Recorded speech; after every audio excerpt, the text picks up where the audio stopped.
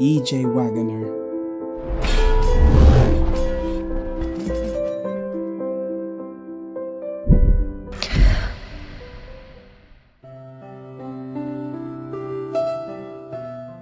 Los humildes pastores que velaban en la noche por sus rebaños sobre las llanuras de Belén se sobresaltaron ante el súbito resplandor de la gloria del Señor que los envolvía.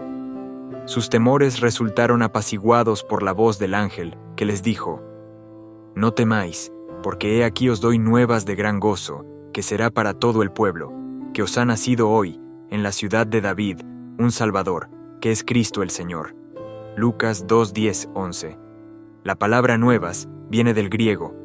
En otros lugares se traduce como evangelio.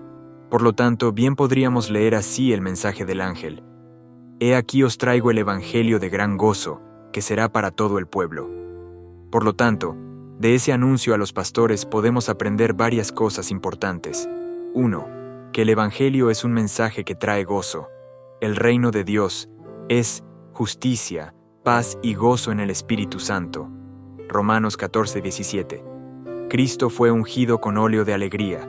Hebreos 1:9. Y Él proporciona aceite de gozo en lugar de luto, manto de alegría en lugar del espíritu angustiado. Isaías 61:3. 2. Es un mensaje de salvación del pecado. El mismo ángel había anunciado previamente a José el nacimiento de ese niño y le indicó: «Le pondrás por nombre Jesús, porque Él salvará a su pueblo de sus pecados». Mateo 1:21. 3. Se trata de algo que afecta a todo ser humano. Leemos que será para todo el pueblo. De tal manera amó Dios al mundo, que ha dado a su Hijo unigénito, para que todo aquel que en Él cree no se pierda, sino que tenga vida eterna. Juan 3:16. Eso es garantía suficiente para todos, pero como queriendo enfatizar el hecho de que los pobres tienen en el Evangelio los mismos derechos que los ricos, el primer anuncio del nacimiento de Cristo se hizo a hombres que transitaban los senderos más humildes de la vida. No fue a los principales sacerdotes ni a los escribas, tampoco a los nobles, sino a pastores de ganado, a quienes fueron dadas las alegres nuevas. Así, el Evangelio no está fuera del alcance de quien no recibió educación formal. El propio Cristo nació y creció en medio de la mayor pobreza. Él predicó el Evangelio a los pobres, y la gran multitud del pueblo le oía de buena gana. Marcos 12:37. Puesto que se lo presentó de esa forma a la gente común, que constituye la mayoría en el mundo, no hay duda alguna de que se trata de un mensaje mundial en su alcance. El deseado de todas las gentes. Si bien el Evangelio es primeramente para los pobres, no es algo mísero o carente de nobleza. Cristo se hizo pobre a fin de enriquecernos. 2 de Corintios 8:9. El gran apóstol que fue escogido para dar el mensaje a reyes y a los grandes hombres de la tierra, estando en la expectativa de visitar la capital del mundo, dijo: «No me avergüenzo del Evangelio, porque es poder de Dios para salvación de todo aquel que cree». Romanos 1:16. El poder es aquello que todo el mundo procura. Algunos lo buscan a través de la riqueza, otros por la política, otros mediante la erudición y otros de otras formas. Pero en toda actividad emprendida por el hombre, el objeto es el mismo: poder de alguna clase. Hay una inquietud en el corazón de todo hombre, un anhelo insatisfecho puesto allí por Dios mismo. La loca ambición que lleva a algunos a pisotear a sus semejantes, la incesante procura de riqueza y la implacable búsqueda de placer en la que tantos se sumergen, no son más que esfuerzos vanos por satisfacer ese anhelo. No es que Dios haya puesto en el corazón humano el deseo de ninguna de esas cosas. La búsqueda de ellas es una perversión del deseo que Él implantó en el interior del hombre. Dios desea que el hombre tenga el poder de Dios, pero ninguna de las cosas que el hombre busca ordinariamente trae el poder de Dios. Los hombres imaginan un límite a la cantidad de riqueza que pueden amasar, porque piensan que una vez alcanzada esa meta, quedarán satisfechos, pero si se logra lo esperado, quedan tan insatisfechos como siempre, y así continúan buscando la satisfacción a base de acumular riqueza, no dándose cuenta de que el anhelo del corazón jamás puede ser satisfecho de esa manera. Aquel que implantó el deseo es el único que puede satisfacerlo. Dios se manifiesta en Cristo, y Cristo es verdaderamente el deseado de todas las gentes. Ageo 2:7. Aunque tan pocos reconozcan que solo en Él se halla el perfecto reposo y satisfacción. A todo mortal insatisfecho se hace la invitación. Gustad y ved que es bueno Jehová. Bienaventurado el hombre que confía en Él. Temed a Jehová vosotros sus santos, pues nada falta a los que lo temen. Salmos 34:8-9. Cuán preciosa, Dios, es tu misericordia. Por eso los hijos de los hombres se amparan bajo la sombra de tus alas. Serán completamente saciados de la grosura de tu casa, y tú les darás de beber del torrente de tus delicias. Salmos 36:7-8. Poder es lo que los hombres desean en este mundo, y poder es lo que el Señor desea que tengan. Pero el tipo de poder que ellos buscan significaría su ruina, mientras que el poder que Él desea darles es poder que los salvará. El Evangelio trae ese poder a todo ser humano, y no se trata de nada inferior al poder de Dios. Es para todos los que lo acepten. Estudiemos brevemente la naturaleza de ese poder, ya que una vez lo hayamos descubierto, tendremos ante nosotros la plenitud del Evangelio. En la visión que el amado discípulo tuvo del tiempo que habría de preceder, inmediatamente al retorno del Señor, se describe así el mensaje del Evangelio que prepara a los hombres para ese evento. En medio del cielo, vi volar otro ángel que tenía el Evangelio eterno para predicarlo a los habitantes de la tierra, a toda nación, tribu, lengua y pueblo. Decía a gran voz: Temed a Dios y dadle gloria, porque la hora de su juicio ha llegado. Adorad a aquel que hizo el cielo y la tierra, el mar y las fuentes de las aguas. Apocalipsis 14:6-7. Tenemos aquí claramente ante nosotros el hecho de que la predicación del Evangelio consiste en predicar a Dios como al Creador de todas las cosas y en llamar a los hombres a que lo adoren como a tal. Eso corresponde a lo que hemos leído en la epístola a los Romanos, que el Evangelio es poder de Dios para salvación de todo aquel que cree. Aprendemos algo más acerca de la naturaleza del poder de Dios cuando el apóstol, refiriéndose a los paganos, dice: Lo que de Dios se conoce les es manifiesto, pues Dios se lo manifestó, lo invisible de Él, su eterno poder y su deidad. Romanos 1:19-20. Es decir, desde la creación del mundo los hombres han sido capacitados para ver el poder de Dios si es que emplean sus sentidos, ya que se lo discierne claramente en las cosas que ha hecho. La creación muestra el poder de Dios. Por lo tanto, el poder de Dios es poder creador. Y dado que el Evangelio es poder de Dios para salvación, queda demostrado que el Evangelio es la manifestación del poder creador para salvar al hombre del pecado. Pero hemos visto que el Evangelio son las buenas nuevas de la salvación en Cristo. El Evangelio consiste en la predicación de Cristo y Cristo crucificado. Dijo el apóstol: No me envió Cristo a bautizar, sino a predicar el Evangelio, no con sabiduría de palabras, para que no se haga vana la cruz de Cristo. La palabra de la cruz es locura a los que se pierden, pero a los que se salvan, esto es, a nosotros, es poder de Dios. Primera de Corintios 1:17-18. Y también, nosotros predicamos a Cristo crucificado, para los judíos ciertamente tropezadero, y para los gentiles locura. En cambio, para los llamados, tanto judíos como griegos, Cristo es poder y sabiduría de Dios. Primera de Corintios 1:23-24. Es por eso que el apóstol dijo: Hermanos, cuando fui a vosotros para anunciaros el testimonio de Dios, no fui con excelencia de palabras o de sabiduría, pues me propuse no saber entre vosotros cosa alguna, sino a Jesucristo y a este crucificado. Primera de Corintios 2:1-2. La predicación de Cristo y de Cristo crucificado es la predicación del poder de Dios. Por lo tanto, es la predicación del Evangelio, ya que el Evangelio es el poder de Dios. Y eso está en perfecta armonía con la conclusión de que la predicación del Evangelio consiste en presentar a Dios como al Creador, puesto que el poder de Dios es un poder creador, y Cristo es aquel por quien fueron creadas todas las cosas.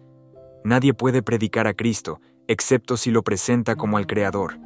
todos deben honrar al Hijo de la misma forma en que honran al Padre.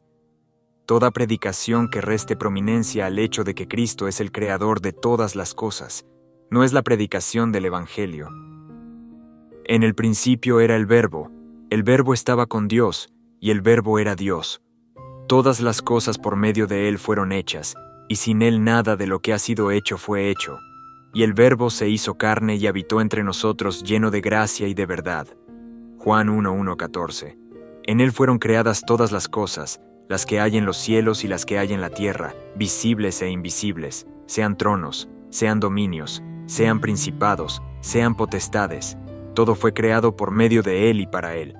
Y Él es antes que todas las cosas, y todas las cosas en Él subsisten. Colosenses 1:16-17.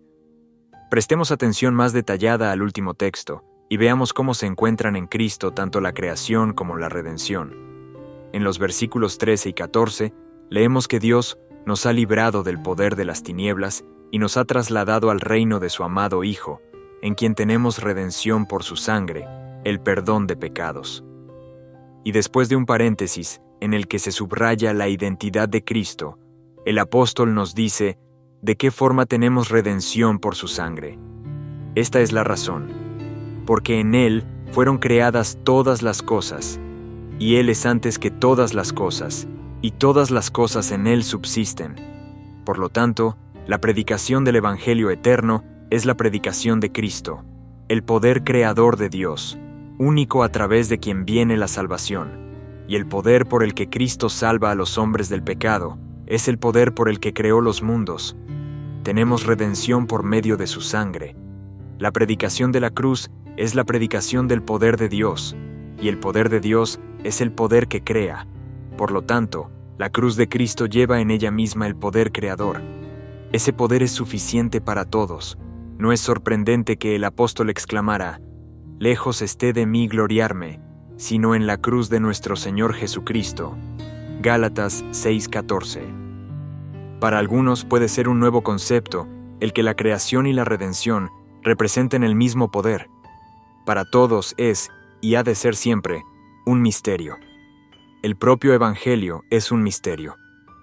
El apóstol Pablo deseaba las oraciones de los hermanos, a fin de que le fuese dada palabra, para dar a conocer con denuedo el misterio del Evangelio. Efesios 6:19.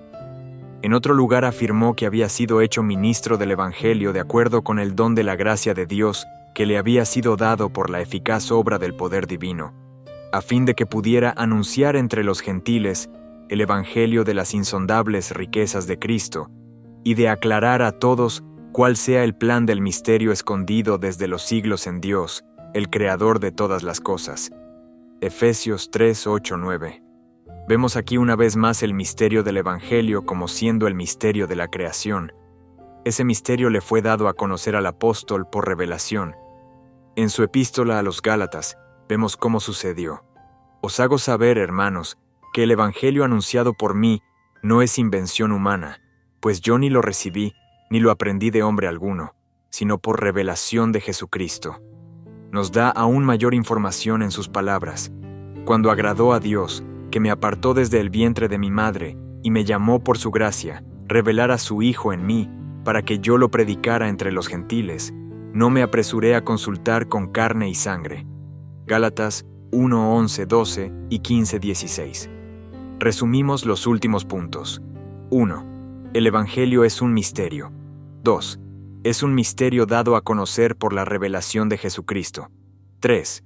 No fue simplemente que Jesucristo se lo reveló a Pablo, sino que le dio a conocer el misterio mediante la revelación de Jesucristo en él. Pablo tuvo que haber conocido el Evangelio antes de poder predicarlo a otros, y la única forma en que pudo conocerlo fue mediante la revelación de Jesucristo en él.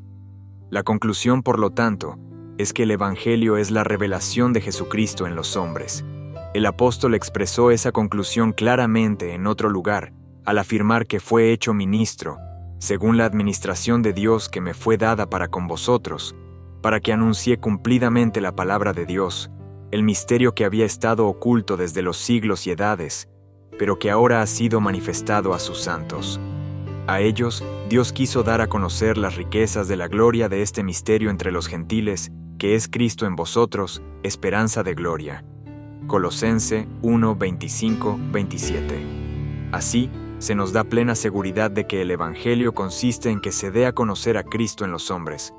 O más exactamente, el Evangelio es Cristo en los hombres, y la predicación del mismo consiste en hacer saber a los hombres la posibilidad de que Cristo more en ellos. Eso concuerda con la indicación del ángel a propósito de que había de darle el nombre de Jesús Emanuel, que significa Dios con nosotros, Mateo 1:23, y concuerda también con la afirmación del apóstol relativa a que el misterio de Dios es Dios manifestado en carne, 1 Timoteo 3:16. Cuando el ángel dio a conocer a los pastores el nacimiento de Jesús, lo hizo anunciando que Dios había venido a los hombres en carne, y lo que dijo el ángel a propósito de que esas serían buenas nuevas para todos. Fue la revelación de que Dios, morando en carne humana, habría de proclamarse a todo ser humano y repetirse a todos quienes creyeran en él. Hagamos un breve resumen de lo que hasta aquí hemos aprendido. 1. El Evangelio es el poder de Dios para salvación. La salvación viene solo por el poder de Dios, y allí donde haya poder de Dios, hay salvación. 2. Cristo es el poder de Dios. 3. Pero la salvación de Cristo viene mediante la cruz. Por lo tanto, la cruz de Cristo es el poder de Dios. 4. Así, la predicación de Cristo y Cristo crucificado es la predicación del Evangelio. 5. El poder de Dios es el poder que crea todas las cosas. Por lo tanto, la predicación de Cristo y este crucificado, como poder de Dios, es la predicación del poder creador de Dios, puesto en acción para la salvación del hombre. 6. Eso es así, puesto que Cristo es el creador de todas las cosas. 7. No es solo eso, sino que en Él fueron creadas todas las cosas. Él es el primogénito de toda la creación. Colosense 1:15. Cuando fue engendrado, al inicio de los tiempos, en los días de la eternidad, Miqueas 5:2, todas las cosas fueron virtualmente creadas, ya que toda creación es en Él. La sustancia de toda creación, y el poder por el que todas las cosas fueron llamadas a la existencia, estaba en Cristo. Esa es simplemente una declaración del misterio que solo la mente de Dios puede comprender. 8. El misterio del Evangelio es Dios manifestado en carne humana. Cristo en la tierra es Dios con nosotros. Así, Cristo morando en los corazones de los hombres por la fe es la plenitud de Dios en ellos. 9. Y eso significa la energía creadora de Dios operando en el hombre mediante Jesucristo para su salvación. Si alguno está en Cristo, nueva criatura es. 2 de Corintios 5:17. Somos hechura suya, creados en Cristo Jesús para buenas obras. Efesios 2:10. El apóstol expresó todo lo anterior cuando declaró que predicar las insondables riquezas de Cristo consiste en hacer que todos comprendan cuál sea el plan del misterio escondido desde los siglos en Dios, el creador de todas las cosas. Efesios 3:8-9. Resumen. En el texto que sigue a continuación encontramos enumerados los detalles de ese misterio. Bendito sea el Dios y Padre de nuestro Señor Jesucristo, que nos bendijo con toda bendición espiritual en los lugares celestiales en Cristo, según nos escogió en Él antes de la fundación del mundo, para que fuéramos santos y sin mancha delante de Él. Por su amor nos predestinó para ser adoptados hijos suyos por medio de Jesucristo, según el puro afecto de su voluntad, para alabanza de la gloria de su gracia, con la cual nos hizo aceptos en el amado. En Él tenemos redención por su sangre, el perdón de pecados según las riquezas de su gracia, que hizo sobreabundar para con nosotros en toda sabiduría e inteligencia. Él nos dio a conocer el misterio de su voluntad según su beneplácito, el cual se había propuesto en sí mismo, de reunir todas las cosas en Cristo, en el cumplimiento de los tiempos establecidos, así las que están en los cielos como las que están en la tierra. En Él, asimismo tuvimos herencia, habiendo sido predestinados conforme al propósito del que hace todas las cosas, según el designio de su voluntad, a fin de que seamos para alabanza de su gloria, nosotros los que primeramente esperábamos en Cristo. En Él también vosotros, habiendo oído la palabra de verdad, el evangelio de vuestra salvación, y habiendo creído en Él, fuisteis sellados con el Espíritu Santo de la promesa, que es las arras de nuestra herencia hasta la redención de la posesión adquirida, para alabanza de su gloria. Por esta causa, no ceso de dar gracias por vosotros, haciendo memoria de vosotros en mis oraciones, para que el Dios de nuestro Señor Jesucristo, el Padre de gloria, os dé espíritu de sabiduría y de revelación en el conocimiento de Él, que Él alumbre los ojos de vuestro entendimiento, para que sepáis cuál es la esperanza a que Él os ha llamado, cuáles las riquezas de la gloria de su herencia en los santos, y cuál la extraordinaria grandeza de su poder para con nosotros los que creemos, según la acción de su fuerza poderosa. Esta fuerza operó en Cristo, resucitándolo de los muertos, y sentándolo a su derecha en los lugares celestiales. Efesios 1:13-20. Destacaremos ahora diversos puntos de esta declaración. 1. Todas las bendiciones nos son dadas en Cristo, el que no escatimó a su propio Hijo, sino que lo entregó por todos nosotros. ¿Cómo no nos dará también con Él todas las cosas? Romanos 8:32. 2. Ese don de todas las cosas en Cristo es congruente con el hecho de que nos escogió desde la fundación del mundo, a fin de que en Él pudiéramos obtener santidad. Dios no nos ha puesto para ira, sino para alcanzar salvación por medio de nuestro Señor Jesucristo. Primera de Tesalonicense 5:9. 3. En esa elección, el destino elegido para nosotros es que fuésemos hijos. 4. De acuerdo con eso, nos aceptó en el amado. 5. En el amado tenemos redención por su sangre. 6. Todo ello es la forma de darnos a conocer el misterio. En el cumplimiento de los tiempos reuniría todas las cosas en Jesucristo, tanto las que están en los cielos como las que están en la tierra. 7. Siendo ese el firme propósito de Dios, se deduce que en Cristo hemos obtenido ya una herencia, puesto que Dios hace que todas las cosas obren según el propósito de su voluntad. 8. Todos los que creen en Cristo son sellados con el Espíritu Santo, al que se llama Espíritu Santo de la promesa, por ser la seguridad de la herencia prometida. 9. Ese sello del Espíritu Santo es la prenda de nuestra herencia hasta la redención de la posesión adquirida. No entristezcáis al Espíritu Santo de Dios, con el cual fuisteis sellados para el día de la redención. Efesios 4:30. 10. Los que tienen el sello del Espíritu saben cuáles son las riquezas de la gloria de su herencia. Significa que la gloria de la herencia futura se hace ahora suya mediante el Espíritu.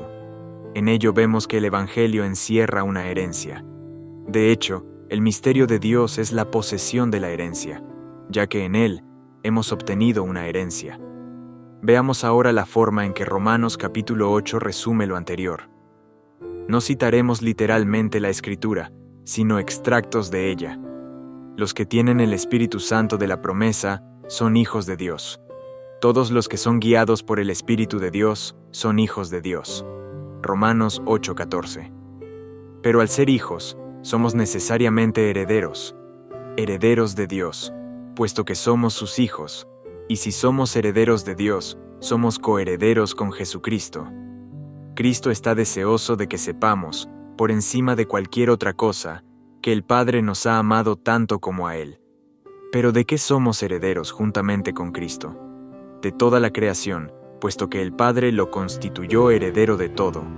Hebreos 1:2, y prometió que el vencedor heredará todas las cosas. Apocalipsis 21:7. A la luz del capítulo 8 de Romanos, lo dicho queda demostrado así.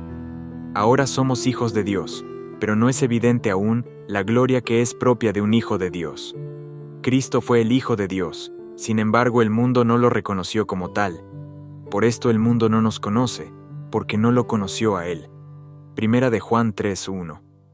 Al poseer el Espíritu, poseemos las riquezas de la gloria de su herencia, y esa gloria será revelada en nosotros a su debido tiempo, en una medida que sobrepasará con mucho la magnitud de nuestros actuales sufrimientos. Porque el anhelo ardiente de la creación es aguardar la manifestación de los hijos de Dios. La creación fue sujetada a vanidad, no por su propia voluntad, sino por causa del que la sujetó en esperanza. Por tanto, también la creación misma será libertada de la esclavitud de corrupción a la libertad gloriosa de los hijos de Dios.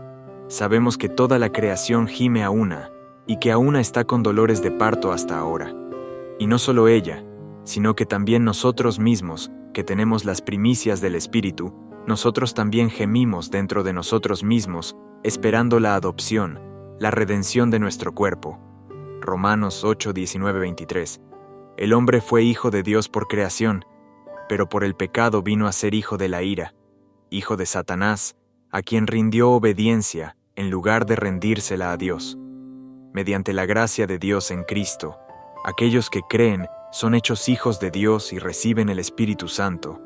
Resultan así sellados como herederos hasta la redención de la posesión adquirida, toda la creación, que espera su redención cuando sea revelada la gloria de los hijos de Dios. Seguiremos con el estudio del Evangelio, dedicando particular atención a lo que incluye la posesión adquirida.